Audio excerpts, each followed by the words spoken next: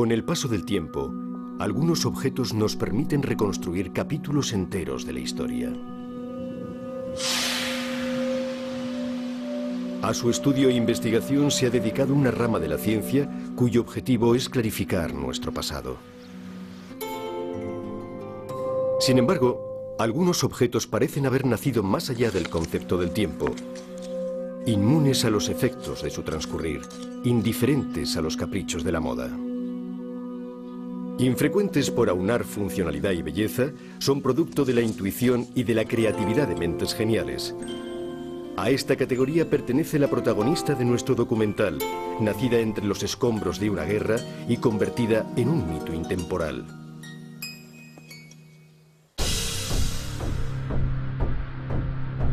Vespa, una leyenda italiana.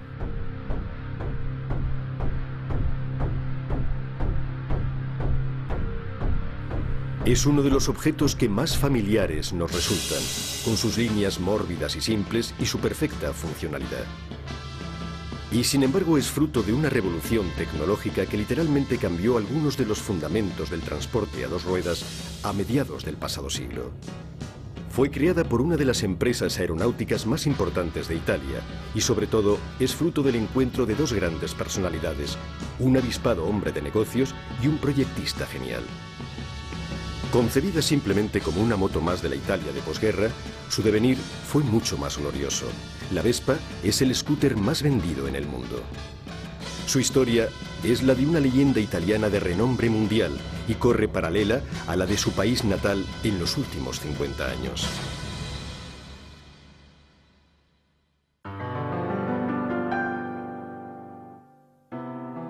...1946...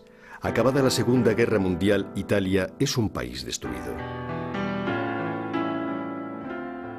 Como en otras muchas naciones involucradas en el conflicto, sus ciudades han quedado reducidas a escombros. La contienda, con su fuerte demanda de recursos materiales y humanos, lo ha acaparado todo, dejando tras de sí una población estancada.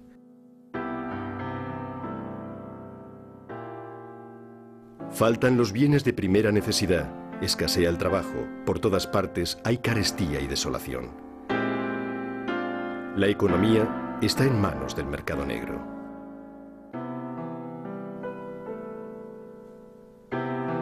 A muchos la guerra también les ha dejado sin casa, pero al menos ahora que la pesadilla de los ataques aéreos pertenece al pasado, la gente puede comenzar a pensar de nuevo en el futuro. Piedra sobre piedra, reconstruyen con sus manos y su esfuerzo la posibilidad de recuperar una vida digna.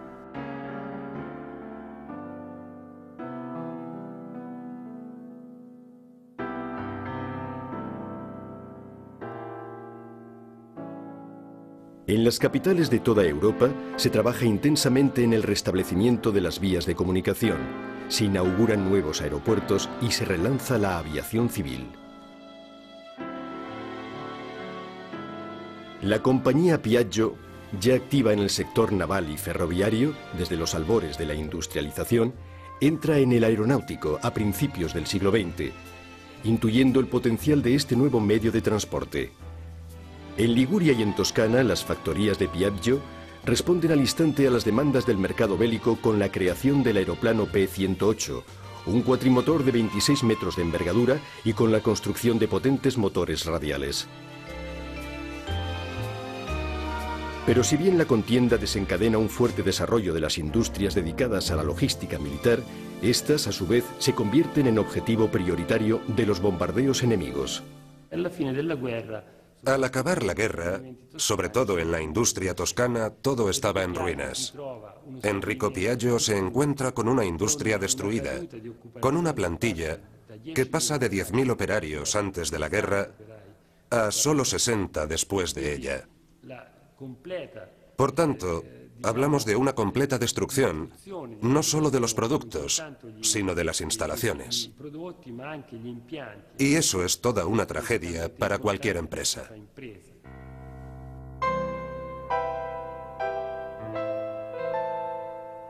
Al terminar la contienda, la mitad de las carreteras y puentes de Italia quedaron inservibles. El problema del transporte se convierte entonces en uno de los más urgentes a la hora de relanzar la economía, no solo a escala nacional, sino también a nivel local. Se restablecen las líneas de tranvía y los servicios públicos urbanos para que la gente pueda retomar sus trabajos. El sector industrial sufre una escasez total de materias primas. Por eso se recurre a la chatarra que la guerra ha dejado, por ejemplo, en los extensos cementerios de aviones militares, cuyas piezas son incluso desguazadas a hachazos. Se funden partes de la carlinga y de las alas en hornos diseñados a tal fin para obtener así aluminio y otros metales necesarios para la reconstrucción del país.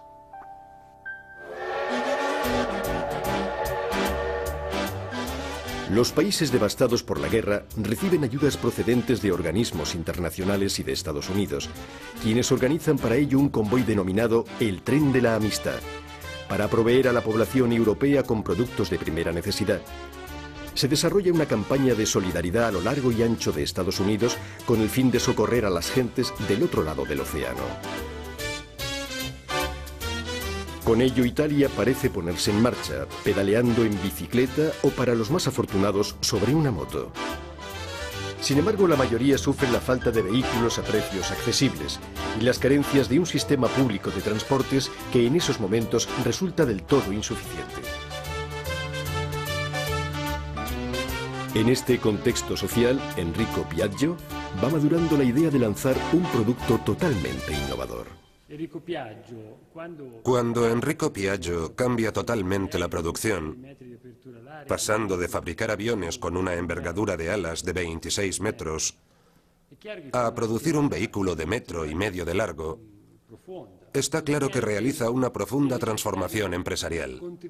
Él sostenía que era necesario que los empresarios contribuyeran a que el país volviese a la normalidad, que contribuyeran a esta reconstrucción en el sentido social y no solo en el económico.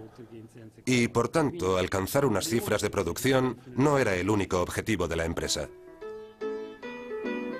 Enrico Piaggio confía la realización de este nuevo producto a uno de sus mejores hombres, Corradino d'Ascanio, un eminente diseñador aeronáutico que en 1930 había conseguido hacer volar el primer helicóptero italiano, tal y como él contaba en una de sus pocas entrevistas. Le mie esperienze aeronautiche rimontano già quando ero bambino, che mi dilettavo di fare modelli, eccetera. Siccome tutta l'aviazione, l'industria aeronautica languiva, io pensai che la cosa importante era realizzare l'elicottero a cui avevo pensato sempre. Riuscii a fare questo elicottero pilotato dal allora maggiore Nell, ha battuto i primi record mondiali di lunghezza, durata e distanza. El helicóptero de d'Ascanio voló durante casi 9 minutos, alcanzando una altura de 18 metros y cubriendo una distancia de algo menos de 2 kilómetros. Volar es la gran pasión de d'Ascanio.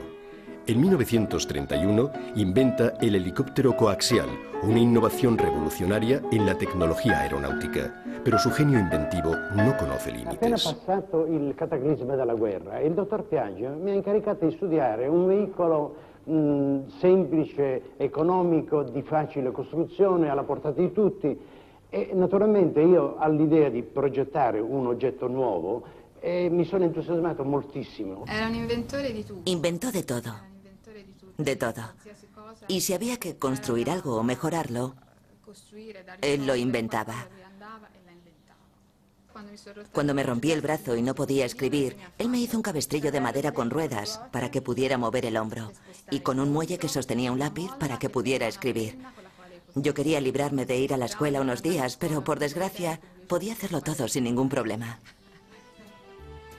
Pero como nos cuentan sus nietas, la invención de la Vespa no es sino uno más de entre los muchos y ocurrentes inventos de su abuelo.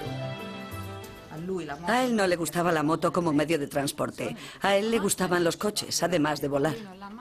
Nunca presumió de las Vespas. Nunca nos llevó a dar una vuelta en ella. Nos llevaba en coche. Con el Vespa 400, que era un cochecito.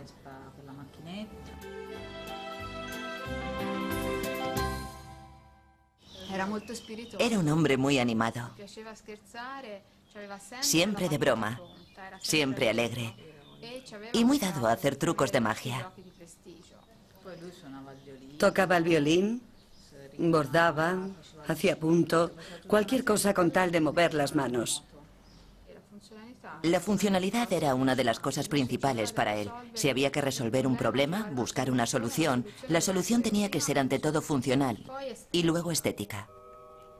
Y de hecho, como él mismo contaba, el proyecto de la Vespa nació de la idea de hacer que una persona estuviera sentada más cómodamente en una moto.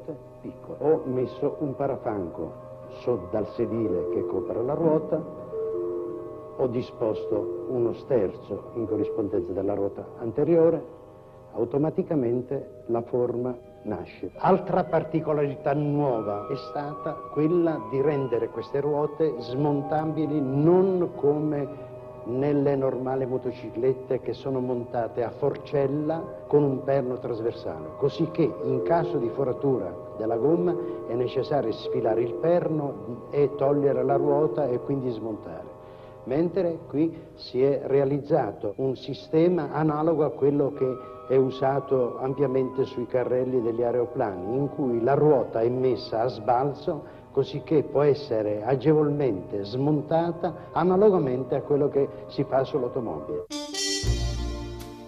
La Vespa de Dascanio estuvo precedida en realidad por un curioso prototipo diseñado por el ingeniero Spolti, también empleado de la empresa Piaggio durante los últimos meses de la guerra. Los operarios que construyeron aquel aparato lo bautizaron jocosamente como Pato Donald. Enrico Piaggio queda impresionado ante la idea de aquella pequeña moto carenada, pero no le gusta el acabado y le pide al ingeniero Dascanio el desarrollo del proyecto. En poco tiempo, Corradino Dascanio diseña un vehículo de formas sencillas y redondeadas con unas características técnicas algo revolucionarias, no solo con respecto al modelo Pato Donald, sino también con respecto a todas las motos que se habían fabricado hasta entonces.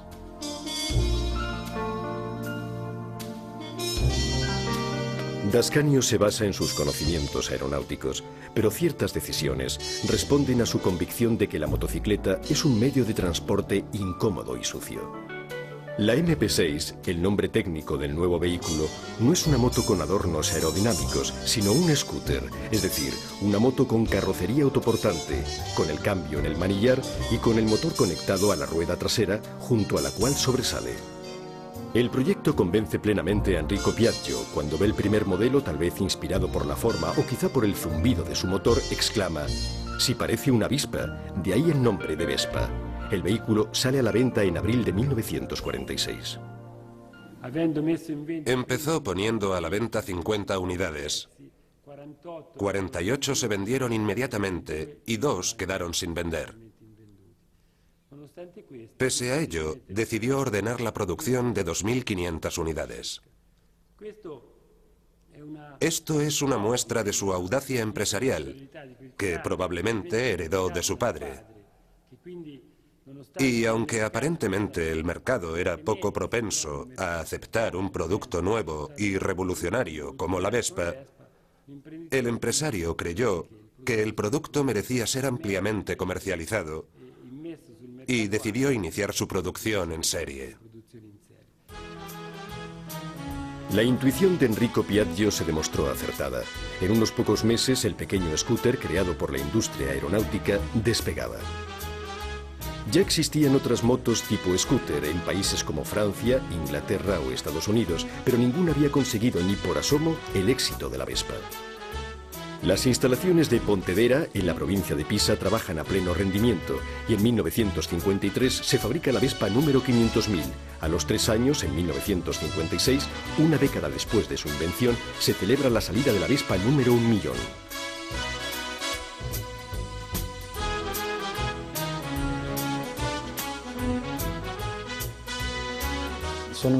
Quizá estas cifras no resulten hoy tan impresionantes, pero entonces eran realmente unas cifras monstruosas.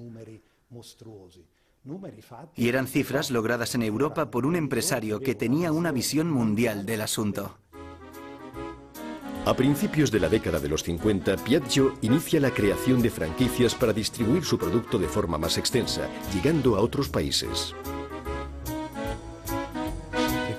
Recuerdo que en el 61, cuando empecé a trabajar para Piaggio, la empresa ya tenía 6 divisiones en el extranjero y Europa había sido invadida por este producto inmediatamente.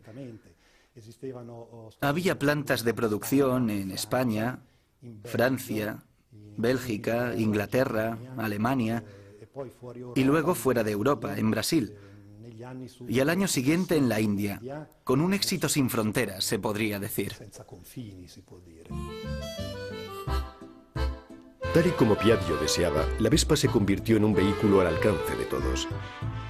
Se usa para ir al trabajo y gracias a su carrocería que protege las piernas y esconde el motor, quien la conduce no se mancha ni siquiera transitando por caminos de tierra.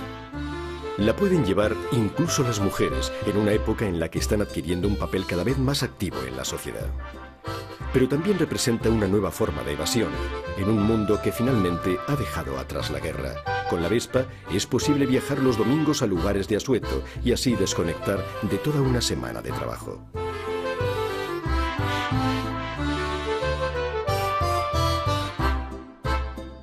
Si el automóvil es todavía privilegio de unos pocos, la Vespa es el vehículo más popular entre las familias de los años 50. Era la primavera del 48 y mi padre llegó a casa con una noticia que me hizo feliz. Había comprado una Vespa. Lidia, mi madre, estaba aterrorizada y yo, naturalmente, no. Mi padre, encantado con mi reacción, me llevaba a pasear. Y a mí me encantaba, porque iba de pie delante de él, agarrado al manillar. Y me sentía como si condujese, con el viento en el pelo, que llevaba largo gracias a mi madre. Era una sensación estupenda que recordaré siempre.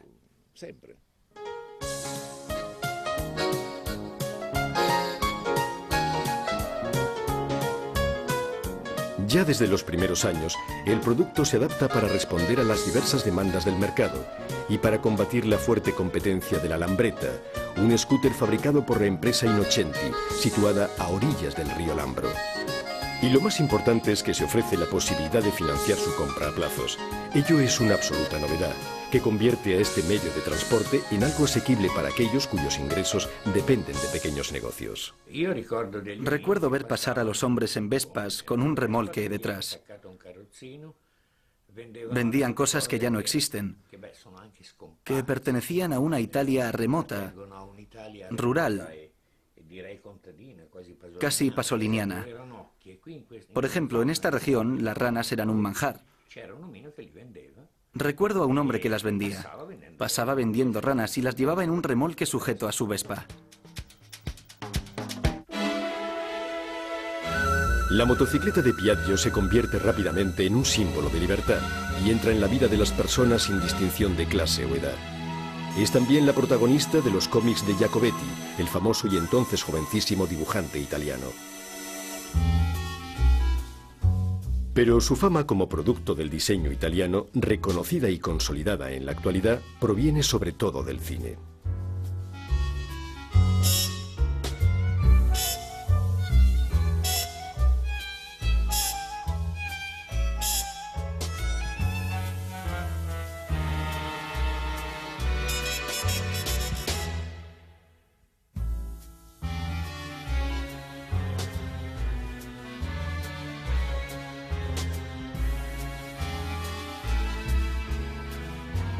Permette, Papo. Venga, Papo. Facciamo play.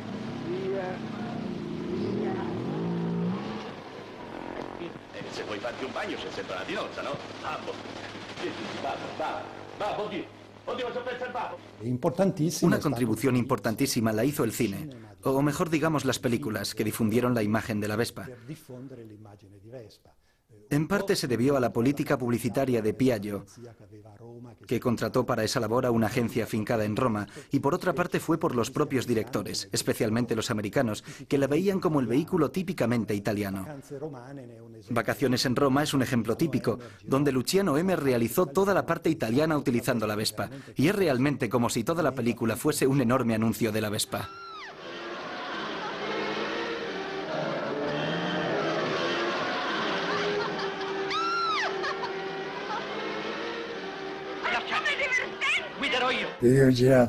Rodé todos los exteriores de vacaciones en Roma con Audrey Hepburn y Gregory Peck. Según sus contratos, no podían montar en Vespa. Se suponía que la Vespa debía ir sobre un camión, pero les hice montar en ella y me arriesgué a que me demandaran. A finales de los años 50, la economía empieza a remontar. La posibilidad de comprar a plazos aporta a los hogares los elementos del nuevo bienestar. Son años de prosperidad, de conquista de nuevos derechos, de mejoras en el mundo laboral, lo cual da lugar a los primeros enfrentamientos enconados dentro de las fábricas. La década siguiente se iniciará con un punto de inflexión en las ventas de la Vespa, pues acaban de llegar al mercado unos insospechados competidores, los primeros utilitarios a 4 ruedas. Con la llegada del utilitario, prácticamente toda la clientela potencial de la Vespa pasó a ser la del auto. La Vespa seguía siendo importante para aquellos que no podían permitirse un coche, pero sus días estaban contados. Piaggio tomó la valerosa decisión de dirigirse a los jóvenes. Entonces, para rejuvenecer el producto, había que cambiar la estrategia de comunicación, claro. Pero también había que hacer algún cambio en el producto. El más importante, aunque ahora resulte raro, fue el que se hizo con el color. Hasta entonces las Vespas habían sido grises, gris verdoso, gris claro, gris más oscuro. Se había experimentado con todos los tonos posibles de gris. Piaggio tuvo el valor de empezar a hacerlas rojas, blancas, y obtuvo una respuesta inmediata por parte del público. El producto, de un modo efectivo, había cambiado de aspecto.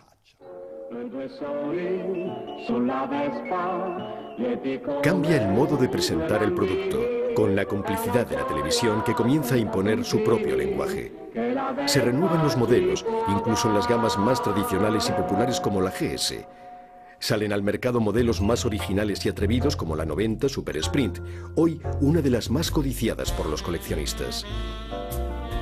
En 1963 se fabrica la primera de 50 centímetros cúbicos, para la que no se exige carné de conducir, sino tan solo haber cumplido los 14 años. Tiene un gran éxito entre los jóvenes. Vespa 50. Senza targa, senza patente.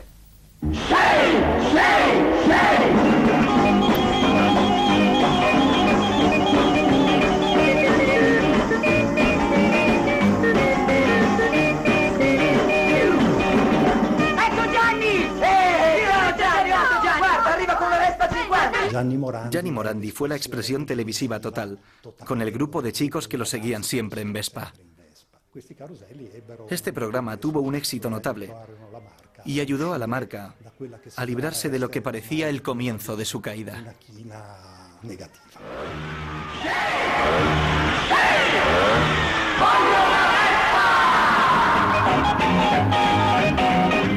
Con Vespa si può, perché si guida con gioia, è bella, è forte, è robusta, ci porta sicuri su tutte le strade. Sì, con Vespa si può.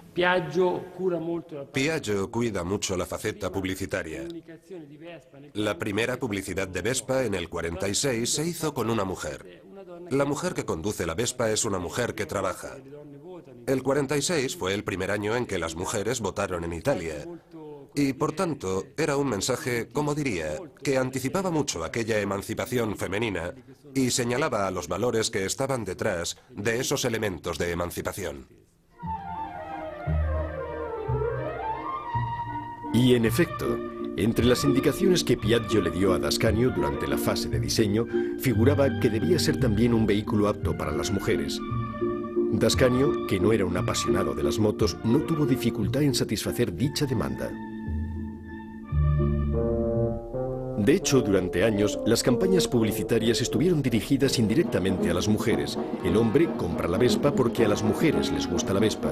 Pero la imagen de una mujer sobre una Vespa sigue siendo sobre todo un reclamo publicitario. Certo lo otterrai, solo quando una Vespa lo otterrai. Sopra i monti arriva al mare, con lei potrai arrivare, e lo scooter da comprare. Vespa, 2 volte economica.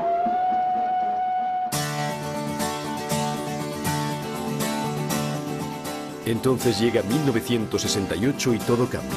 Se persiguen nuevos valores, hay un rechazo acentuado del pasado. Es una revolución social instigada por la propia juventud.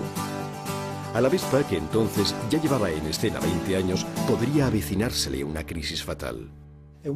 Fue un momento en el que al hacer la publicidad no era fácil identificar los filones a explotar para dar credibilidad al mensaje ante cualquier tipo de público. Y aquí debo decir que la agencia publicitaria de aquel momento, la líder, tuvo un gran golpe de imaginación, digámoslo así, con aquella campaña publicitaria "Quien Vespa come manzanas".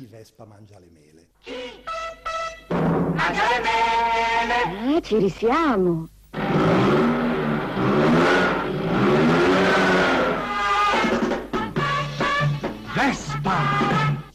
Quien Vespa, como si el verbo fuese vespar, andar en Vespa, ya era una gran ocurrencia.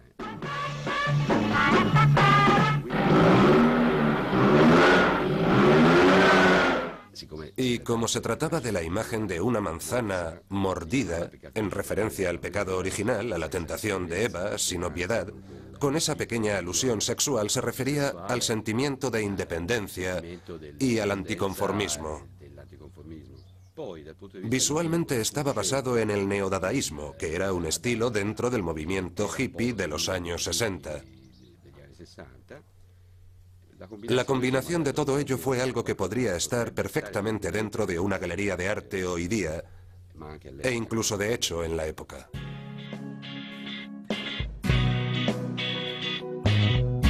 Y es que la Vespa, además de no quedarse trasnochada, mantiene una línea inconfundible, diseñada en la ya temporalmente alejada posguerra, y se convierte en un objeto de culto que se presta a las más diversas interpretaciones estéticas. Es la exaltación de un diseño tan moderno que ya había estimulado la creatividad de dibujantes y publicistas de finales de los 40 y que hoy sigue inspirando la expresión artística.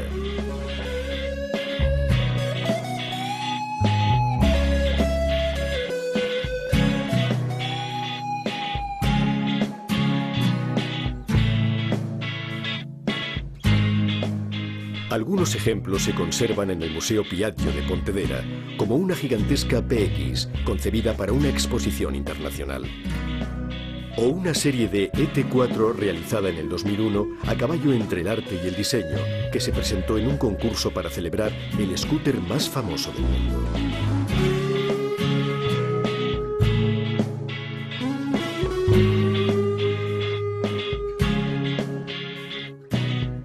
Uno de los artistas legendarios de la Vespa nos explica la particularidad de esta forma legendaria. Aquí la forma nace del uso del motor y de haber pensado meter al hombre sentado sobre el motor, que el motor fuese una continuación del hombre, como un centauro. Si nos fijamos en un aparcamiento de motos, con Suzukis, Hondas, modelos orientales y las Vespas, veremos que reflejan sus respectivas culturas formales. Los faros son rasgados, como los ojos orientales, y sin embargo en la Vespa son redondos. Aquellas pertenecen a la cultura samurái, y estas pertenecen a la cultura griega, a la cultura clásica. Modificando la forma de la clásica PX y jugando con la transparencia del alabastro, Trafelli realiza en el 2003 su Vespa mitológica. El asiento es de alabastro y está esculpido como si fuera de verdad, o sea, situado sobre la parte trasera. Los intermitentes y el faro también están hechos en alabastro. Lo mismo ocurre con el casco, es del mismo material. He echado mano de la imaginación y he recurrido a un material antiguo, digamos legendario, para representar un mito, el del centauro. A su vez he exagerado las líneas clásicas tan concomitantes a la forma de la Vespa. Lo scudetto del più popolare scooter del mondo è diventato l'emblema di vastissime corporazioni di uomini e di donne associati dall'affetto per il loro veicolo. Disegnano a schiere quell'emblema sulle piazze d'Italia e dell'estero quando fanno i loro raduni. Al via partono in coro. Viaggiano con mezzi propri, in altri tempi lusso da nababbi, raggiunto ora con 2 ruote.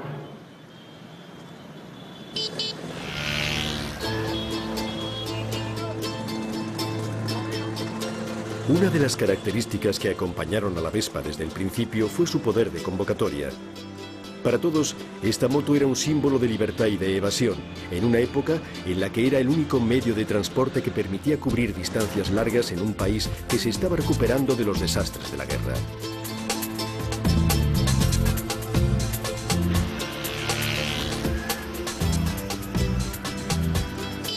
En 1949 nace en Viareggio el primer club de Vespas de Italia. Congrega grupos que se han ido formando espontáneamente a nivel local para organizar juntos excursiones, concentraciones y competiciones de toda clase, pero siempre a bordo de una Vespa.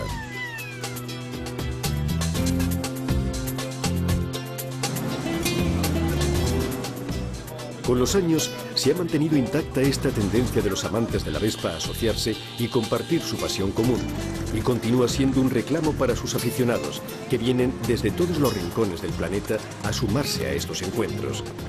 Es el caso de Eurovespa, la concentración más famosa en Europa. Eurovespa comenzó en 1955 en San Remo. Es una cita a la que acude gente de las principales capitales europeas y se celebra siempre en el mismo sitio, en su única sede. La Europa de la Vespa nació antes que la Europa política.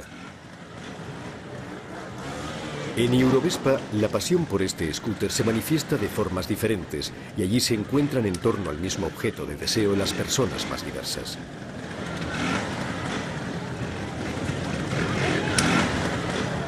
Para algunos la Vespa es algo sujeto a la modificación y al cambio, adaptándola a la propia manera de ser de uno. Así nos explican su pasión algunos de los muchos amantes anónimos de la Vespa. Esta es una Vespa PX 150 de 1981. Lo primero que hice fue modificarla para darle un toque más personalizado. Como las que se ven por ahí son todas muy parecidas, yo quise una hecha a mi gusto. Además, a la hora de realizar las acrobacias hace falta una Vespa distinta. Mi primera Vespa la tuve a los 14 años. Quedábamos los viernes en Florencia, en una callejuela, para ver quién lo hacía mejor, quién aguantaba más con una sola rueda.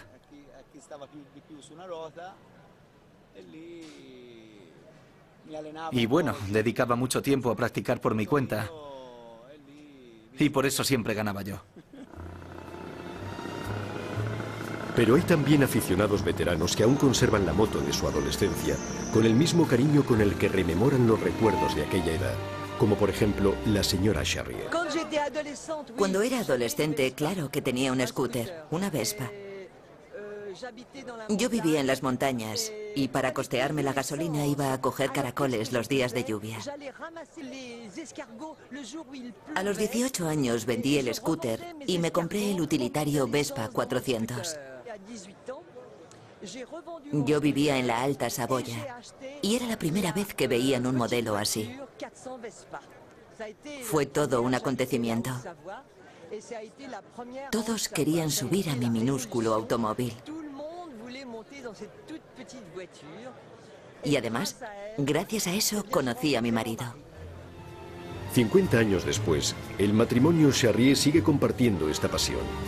Juntos, recorren Europa para encontrarse con otros amantes de las Vespas y disfrutar de este ambiente festivo.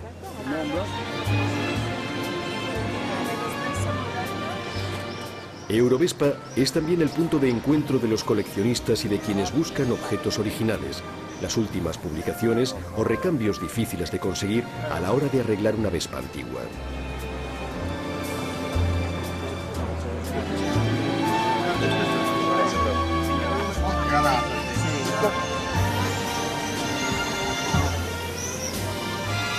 Precisamente algunas personas se dedican a recuperar partes en desuso y descatalogadas por la Piaggio y han comenzado a vender piezas de recambio originales para satisfacer las exigencias y caprichos de coleccionistas de cualquier parte del mundo. Los italianos prefieren las Vespas originales, sin adulterar, sin nada más. Las quieren tal y como son en realidad, mientras que en el extranjero optan por modificarlas, por cambiar su aspecto. Los alemanes están como una cabra, hacen auténticas locuras. Les da por quitar la carrocería, han construido incluso una Vespa con motor de hidrógeno. Vamos, algo que puede explotar como una bomba atómica.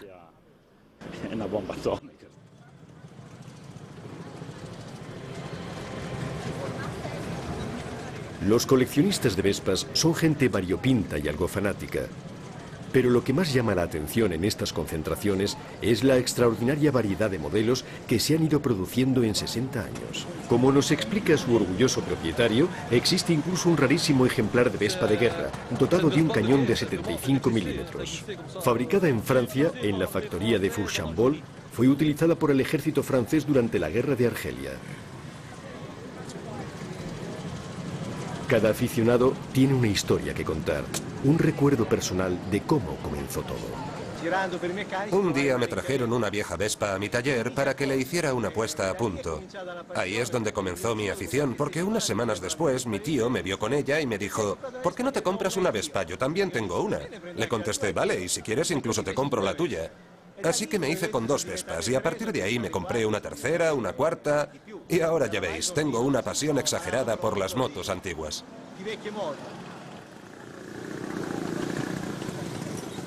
Mi pasión es sobre todo por las Vespas, desde pequeño. Recuerdo cuando mi abuela me daba una vuelta con su Vespa. Luego me enamoré de la de 3 ruedas, la Vespa modelo AP. Y es un pequeño sueño que pude cumplir el año pasado. Me divierto muchísimo porque no es solo cosa mía, sino que lo comparto con mis amigos. Vamos a muchos encuentros de Vespas AP que se llaman precisamente aperitivos, nos divertimos bastante. Brigitte Bardot viajó en esta moto. Mientras rodaba una película en Capri, se vio asediada por los fotógrafos, que en aquel entonces ya se llamaban paparazzi. En un momento determinado consiguió salir montada en esta moto y escapar de los fotógrafos. El conductor de la misma, su taxista particular, la llevó hasta su casa dejándola en el garaje. Y de ahí se fue a otra parte. Hace 7 años tuve la oportunidad de ponerme en contacto con la actriz francesa, mandándole la información que atestiguaba este hecho. Le gustó tanto que me respondió felicitándome por ello y diciéndome que vendría a San Marino exclusivamente para revivir esa anécdota de su juventud.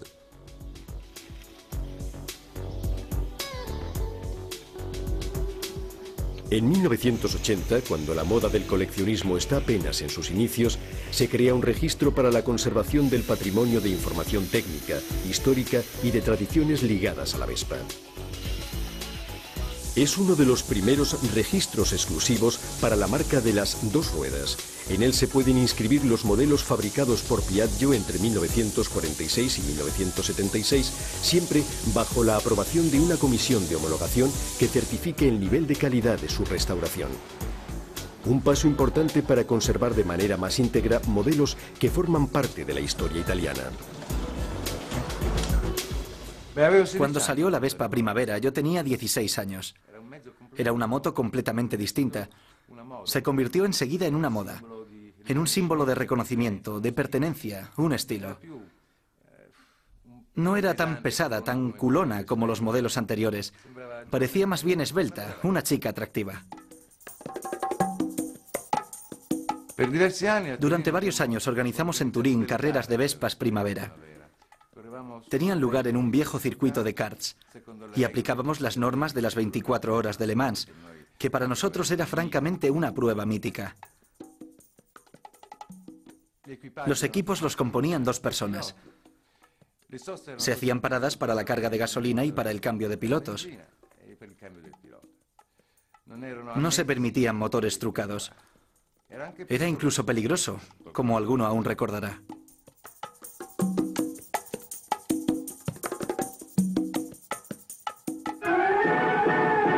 Questa concorrente viene da lontano. La parigina Odette Narcy è già al suo secondo giro, una veterana. Es otra de las características excepcionales de este vehículo. A pesar de ser diseñado para un uso familiar, seguro y alejado de la competición, no tarda en protagonizar competiciones internacionales. Sus primeros pilotos eran jóvenes entusiastas, deseosos únicamente de correr, como Giuseppe Cau, uno de los mayores protagonistas de aquella época de carreras. Empecé a correr en el 46, en la carrera de Roma-Ostia, en la de Monte Mario, de Rocca di Papa, de la Merlucha, del circuito de Caracalla. Gané en todas ellas. Era un chavalillo, pesaba 42 kilos. Un día, Enrico Piaggio se enteró de todas estas victorias y dijo: hay que mandar a este chico a Pontedera para que se ejercite con motos de carreras. Él me consideraba un buen piloto, así que en 1948 me trasladé a aquella localidad. La experiencia en carreras se traducía luego en mejoras fundamentales en la fabricación de modelos. Los pilotos de Pontedera eran a su vez los mejores experimentadores de la empresa Piaggio.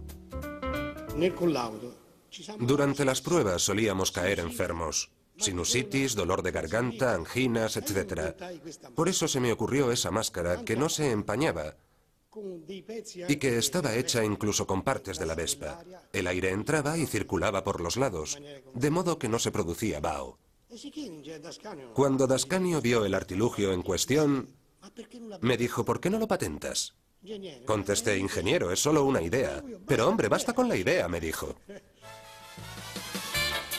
En aquella época nace también el equipo acrobático de la Piaggio, del cual forma parte naturalmente Giuseppe Cau, ágil y de poco peso. Empezamos a hacer exhibiciones acrobáticas. Recorrimos toda Europa. Yo me sentaba en la parte delantera con los brazos extendidos, así, yo siempre delante. El resto iban alineados detrás de mí y otros 2 o 3 en perpendicular. Ecco l'emblema della motorizzazione, avanzare anche quando si retrocede. Ecco una soluzione per le domeniche al mare con famiglia numerosa. Sfruttano al massimo la portata della macchina. Ma che sagoma di incontro, sono i volontari della contraddizione.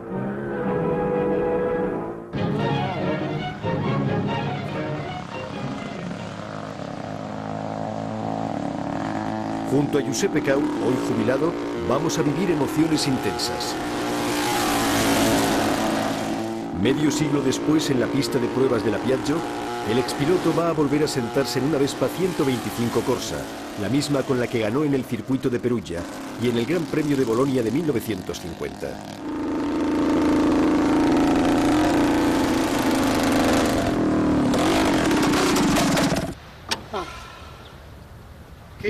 ¡Qué alegría! 56 años después, de nuevo montado en esta moto.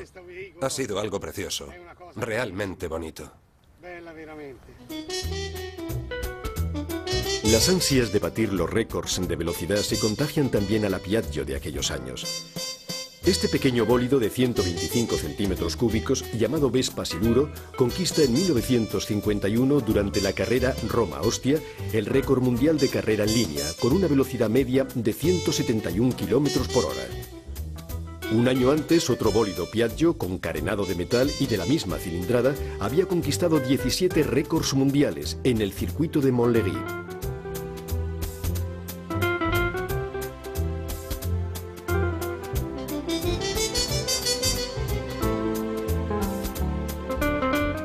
En suma, la Vespa, pese a su naturaleza doméstica, desencadena las ganas de correr y de competir. Pero no solo eso, se puede afirmar que también es un derroche de fantasía y un deseo de llevar a cabo empresas singulares, de hacerse notar.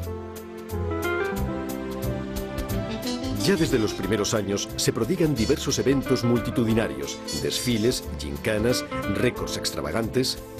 Un estudiante francés consigue atravesar el Canal de la Mancha desde Calais a Dover montado en una Vespa.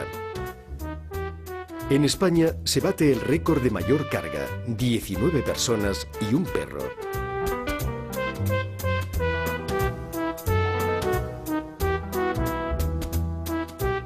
En cada acontecimiento, en cada reencuentro, la gente acude en gran número.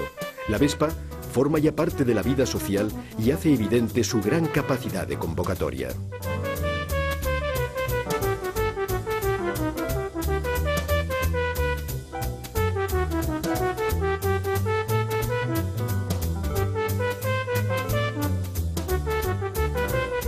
Pero están también los que prefieren su faceta más individual.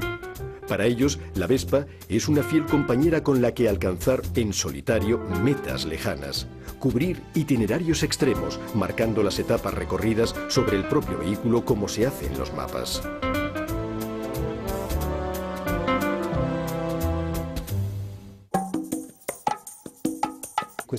Este producto quizás deba su éxito a su forma, pero también al hecho de que desde el punto de vista tecnológico se le han ido haciendo mejoras constantemente. La Vespa parece ser siempre la misma, pero un modelo de 1946 no tiene nada que ver con uno fabricado en 1970. Recuerdo que hicimos un estudio con el departamento de proyectos para descubrir si quedaba alguna cosa en común, y efectivamente vimos que sí. Se trataba de la llave que bloqueaba la dirección a la altura del eje del motor. Un trozo de metal de unos pocos milímetros al que llamamos la semilla de la Vespa. Era para darle una continuidad a este producto, que ya la tenía a nivel de la forma, pero que en el plano técnico estaba en constante desarrollo.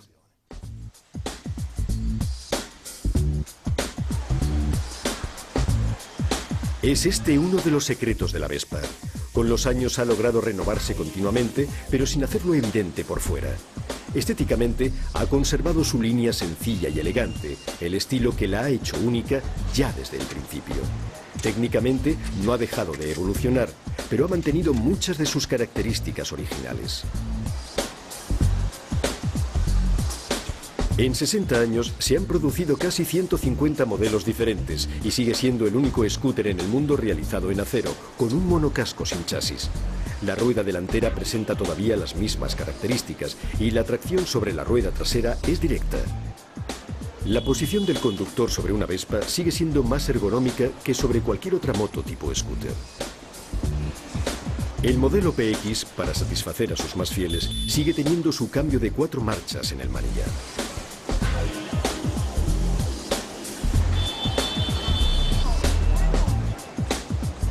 Hoy día Piaggio cotiza en bolsa y las ventas de los nuevos modelos están en las cotas más altas en la historia de la compañía. La atención y la pasión que esta marca atrae son mayores que nunca. Las 999 réplicas históricas fabricadas para celebrar los 60 años de la Vespa fueron vendidas antes de que salieran de la planta de producción.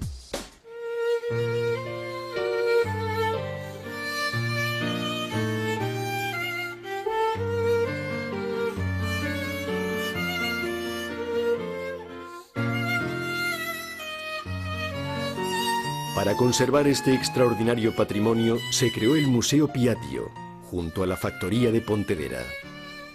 El Museo Piaggio, que es el lugar en el que sustancialmente se conservan la filosofía y los valores de este vehículo, trata de presentar no solo al público de fuera, sino también a los creativos, a los diseñadores, la posibilidad de dar un uso práctico, de disfrutar de este concepto que vio la luz en 1946.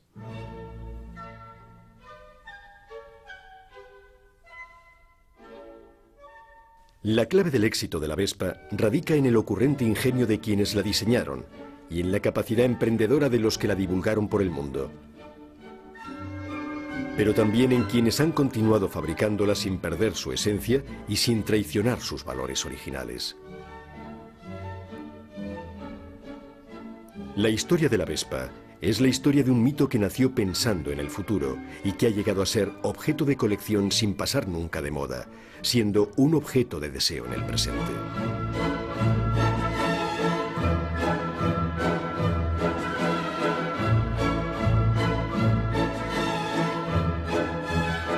Los protagonistas de esta larga historia se hallan en el Museo de Pontedera, dedicado a Giovanni Alberto Agnelli, descendiente por línea materna de la dinastía Piaggio. Él fue el primero en comprender la valía de este patrimonio y la importancia de su conservación. Un patrimonio italiano que ha gozado de la aceptación mundial. La Vespa ha hecho historia porque no ha colonizado otros países. El Ford T era ideal para países que no tenían el nivel económico de Estados Unidos, porque era más familiar, más accesible. Los americanos importaron un modelo diferente y siguieron exportando el suyo. La Vespa, por el contrario, no se ha exportado. Más bien ha sido que la Piaggio se ha asociado con otras compañías extranjeras y ha mantenido una imagen, a fin de cuentas, probablemente coherente con el espíritu italiano.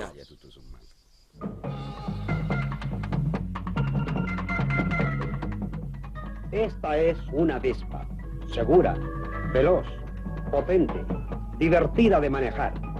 En el llano se desliza suavemente, pero su nervio lo demuestra todo en su impulsivo arranque.